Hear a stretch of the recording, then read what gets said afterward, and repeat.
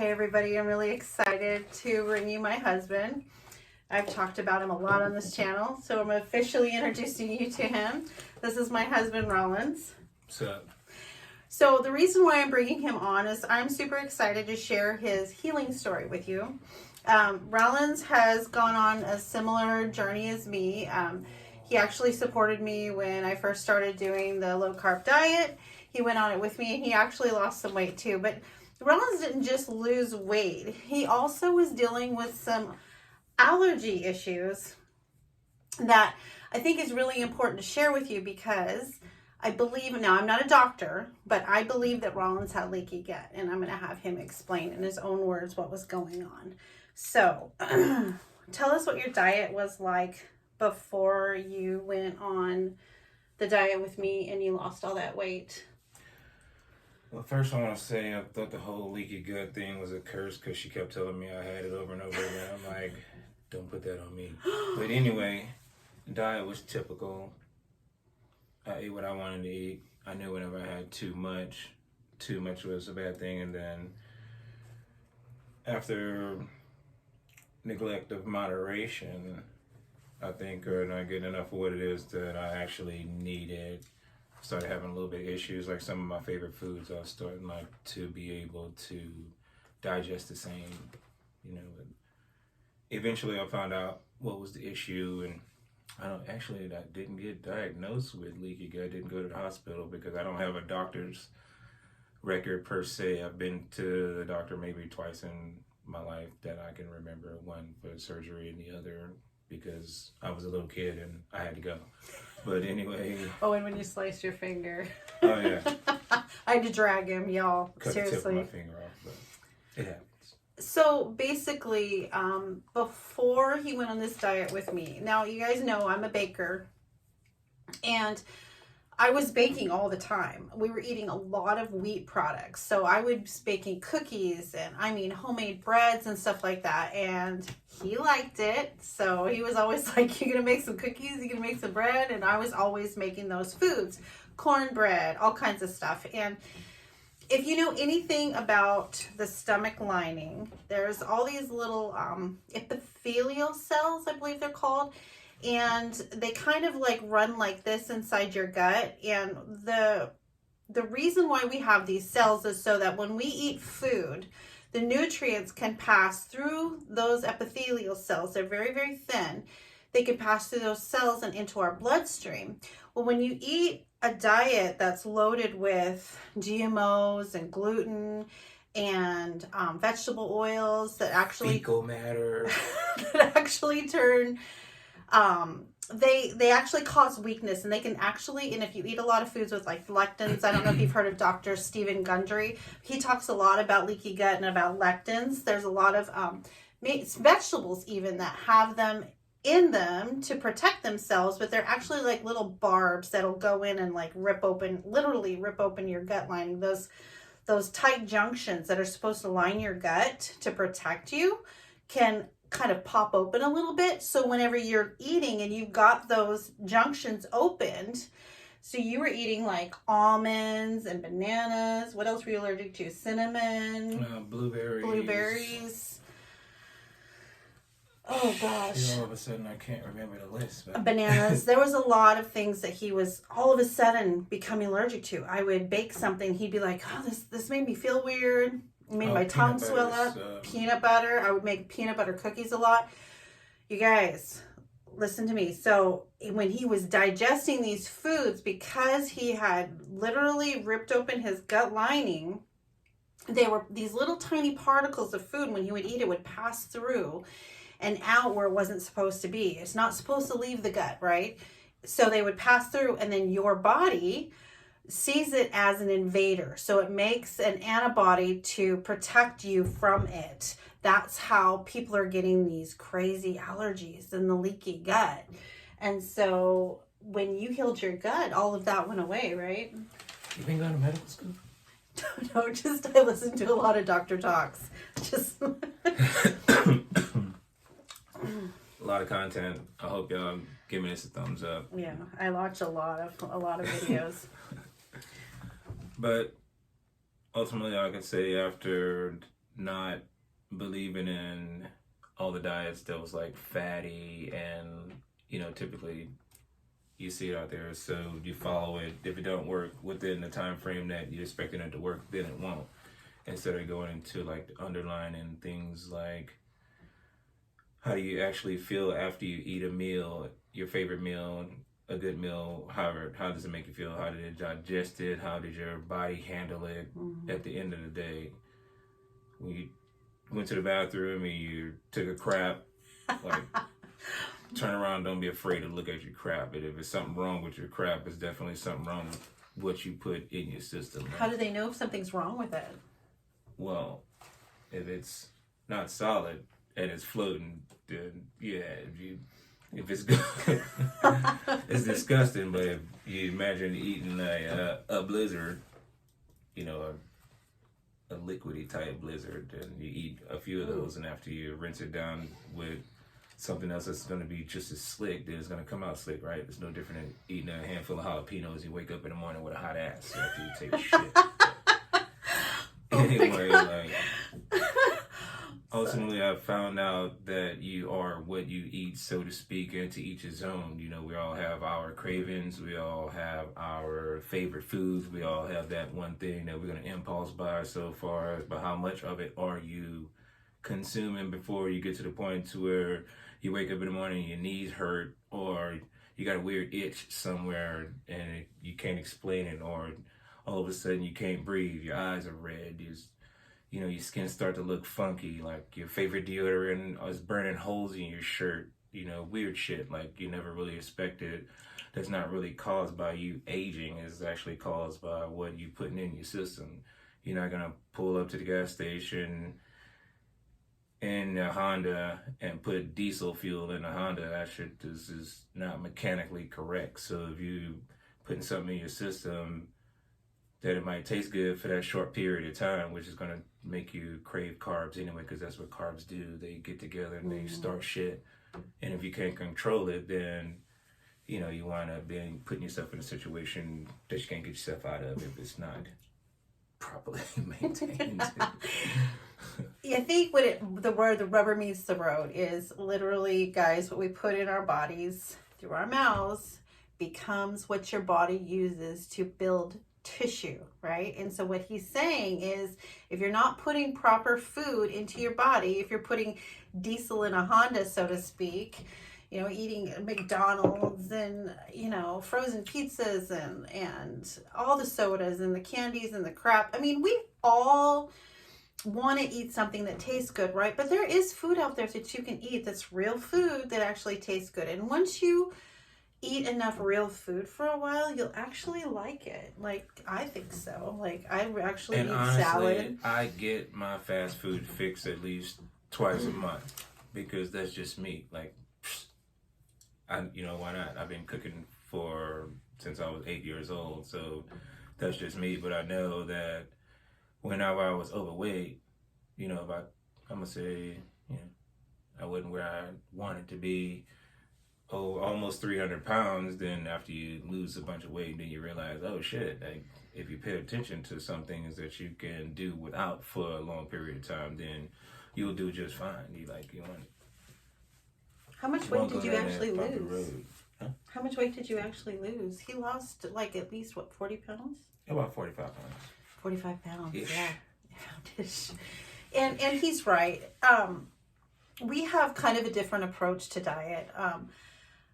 I would say that I'm more the stricter person in that space, just because, don't look at me like that, just because he's got, we know that glucose parks itself in muscle, and so he can afford to have a little bit more, sugar and junk and stuff, because he's got more muscle mass to actually park that glucose into. And then when he'll go out and he'll push out some push-ups and, he uses it. Where me, on the other hand, I'm dealing with, hormonal issues and things like that. And I'm still trying to heal some things. I'm not there yet. I'm still working on it. And man, if you're watching this video, like, you can try to understand what she's just saying about trying to figure that muscle whole thing out. But if you think it through, it can be a balance in between what we're going to differentiate chemically from men and women. Because, I can eat a cheeseburger or 2 or 3 and do 50 push-ups in the morning, but still not going to make up for the 45-day setback from dealing with saturated fats and shit that's just going to linger. You know what I'm saying? Like, Right. you don't want to, like, how could I put it less descriptive, where, you know, you don't want to wear the same pair of underwear 3 days in a row. God, I hope not. Because, you know, like, just don't keep going out there and having the food that you can make at home. You know what I'm saying? Learn how to cook simple meals. Yeah, everybody needs to have. I think that that's kind of a survival skill, especially now where so many foods are chemically altered and they're no longer a real food. They're a food-like substance. I believe that it's very important for us to all have basic cooking skills. It's kind of like learning how to walk. You just really need to know how to do that. I thought all that food, plant-based stuff is cool. Don't get me wrong. It's a market for it. But when I saw they did some cauliflower chicken wings, right? So I'm looking at the bag, and they shaped the ingredients into chicken wings, so it actually chicken. So that kind of hurt my feelings. So if y'all out there eating cauliflower chicken wings and they are in the shape of a, shame on you. Eat a real chicken wing. Put some hot sauce on it. For those of us who have to be a little more creative about food, I get it. So now that we know what leaky gut is, and we know that he actually had developed some allergies because of having leaky gut, I want to explain what you need to do to actually heal leaky gut. There is a mucus lining that you need to keep on your gut in order to protect it. And one way to do that is to get a lot of bone broth in. I drank a lot of bone broth. Also, I think that one thing I noticed when he was healing was once he started feeling better, we started reintroducing some of those foods, but it was very carefully. Number one, you don't want to mess around with allergies. And number two, we noticed that as long as the products were organic, he wasn't having as many problems with it. Less of a reaction. And to go back to the kind of how to deal with it, if that was the case, like I said, I never did get diagnosed of having leaky gut, but if, so far as my healing goes, what I thought to myself, I didn't consume a lot of broth in any type of form. When I read about and watched a few videos about apple cider vinegar, I just incorporated that with my meals. So yes, when I incorporated the apple cider vinegar with the meals and create this new enzyme building digestive situation that goes on in your stomach, it do what apple cider vinegar do to your blood sugar, keeping it low regardless of if you're going to have a high carb meal. You can still keep your blood levels low by adding apple cider vinegar to your drinks, or we make a simple one with sparkling water, a little bit of stevia squirt, and strong lemonade. If you can taste it, a lot of people reject the flavor of it because I try to drink it. Don't drink it straight. You're gonna burn the enamel off your teeth, and then what are you gonna do about that? But anyway, you definitely need to have I feel something. like pretty much that's what helped me, and still to this day I get apple cider vinegar in every day, and I do kombucha like twice a month because you got billions and billions of new little enzymes going in, taking bad bacteria outside and whipping its ass, and having new bacteria move in. That's going to put up some new real estate in your gut. Microbiome, as she's been studying gut microbiome, she said it to me one day. I was like, damn, okay. I'm thinking about a community of something that goes on in your stomach, like a dome, you know what I'm saying? Like, yeah. I definitely want more of the good guys to move in to my real estate and take residency there. You want to make sure that you have a very good, diverse gut bacteria, because really we're really more of a home for microbes than we are of human cells. We have more of them than there is of us, and so we need to support them and take care of them. Definitely. So I thought that this was going to be important to share because, guys, you got to think about, like I said, every morsel of food that you put into your mouth becomes part of you, right? So if you know that 99% of what you're putting in your mouth isn't healthy, you got to really reconsider that and start slowly making some changes toward eating healthier. And something else that I wanted to mention is some foods that you want to avoid if you think that you might have leaky gut. I'm going to tell you what actually causes it, the foods that actually will do this to you. Gluten in wheat. It's the protein in wheat. So gluten is big. So stay away from wheat products. Non-organic dairy is another one. They said processed meats can do it. Like I said before, vegetables with lectins in them. If you want to get a real good list of those, watch any video with Dr. Stephen Gundry and he'll give you a list on that. Vegetable oils. Okay, so we could do a whole video just on vegetable oils. So you want to be really, really careful of vegetable oils, especially if you eat a lot of fast food. There's going to be a lot of vegetables in them, a lot of fried foods. Okay, so canola oil, all those oils that we think are healthy for us because they have vegetable in the title, they are not healthy for you. Okay, once they're heated, they're dangerous in your body and they cause inflammation. That's something that causes leaky gut. Also, any kind of processed foods in general will cause leaky gut. So you just want to start maybe just eating food. If you feel like you might have leaky gut, just start eating food. Try to get collagen, bone broth, those kinds of things. And I mean, I would recommend organic, but I didn't start there. And neither did he. We didn't start with organic. We just started with just eating food. And then we kind of just kept learning and implementing. So I start with just eating food. Try to get away from the fast foods and the frozen foods and things like that. Go to the grocery store, get chicken, come home and cook it with rice. I mean, if you know nothing else, cook some chicken, cook some rice, cook some green beans. That's a good place to start, because I think most of us come home frantic from a day of work and we're throwing chicken nuggets in the oven for the kids and, making macaroni and cheese and popping a can of green beans on the stove and calling that dinner, right? And I get it, because, I mean, sometimes when my grandkids are here, I'm tired and I don't feel like doing that either. So a lot of times we'll eat mac and cheese. I get organic, but still, it's no excuse.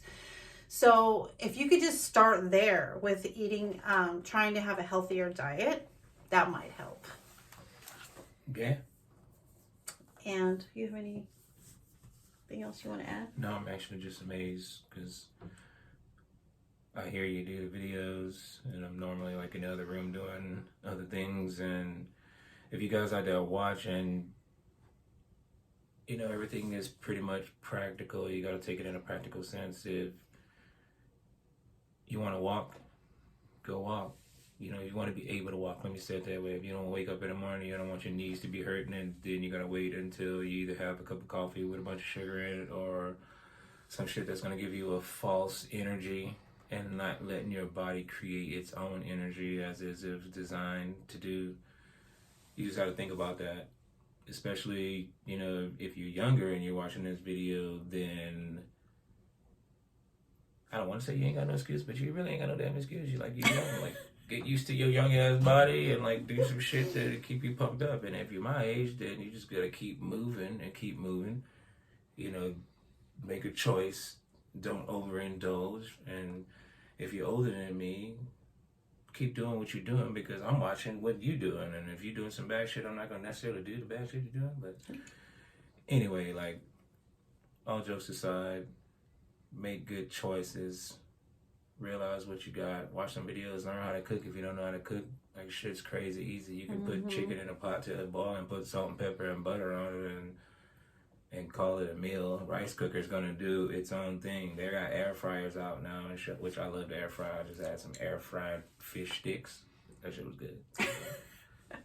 Yeah, I mean, and you guys don't have to be crazy about it. I mean, you could always employ the 80-20 rule tool, is 80% of your time just eat really good healthy food, and 20% of the time eat crap. I mean, he's able to, like I said, eat cheeseburgers, drink a beer, eat pizza, but for the most part he's fairly healthy. Sorry, I don't mean to cut you off. When she said crap, I had to jump in on that one. So if you can consider, they got some really good fast food shit out there. You just don't eat it every day. Like I said, I'll get my fast food fix twice a month, but I'm not labeling it as crap.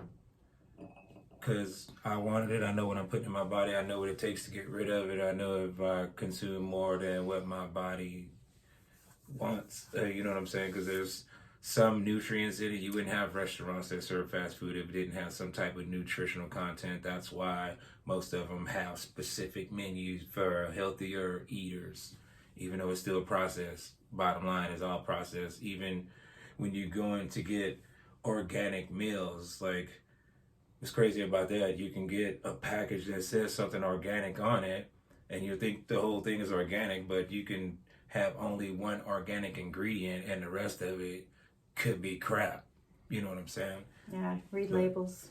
Yeah, read your labels. He's got a point there. If it's anything would help me out, like, if it was more than 3 or 4 sentences on a label, it's like, yeah, I didn't get it. And that's when I got to the point to where I was making better choices. Like, I could still go and get something that looks cool or something that's popular, and just to say, have that conversation the next day. Hey, you had this? Yep, I had it.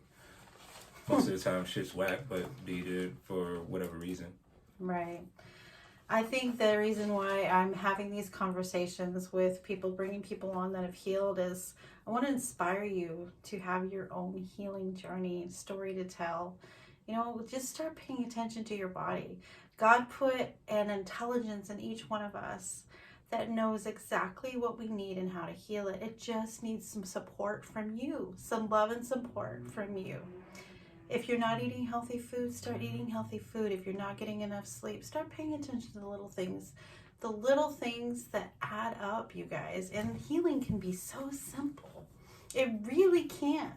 We can complicate things with doctors. I mean, I'm not saying don't go to a doctor. I'm not a doctor, and if you need to go see a doctor, go see a doctor. But you can also start paying attention and feeding yourself better, getting rest, and doing the little things that can actually support your body in a healing process.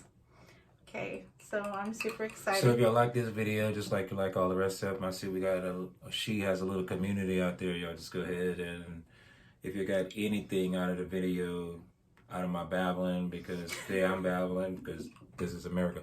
But anyway, if you got anything out of the content, just share it with somebody. And of course, yes, guys, like and subscribe. I'm going to keep bringing you content on people who are healing, amazing people who are living just so wonderfully in their life. I want to bring my yoga instructor on next because she's just amazing. She's 70 years old. So flexible and gorgeous. It's just amazing. So like and subscribe. Thank you. #conversations.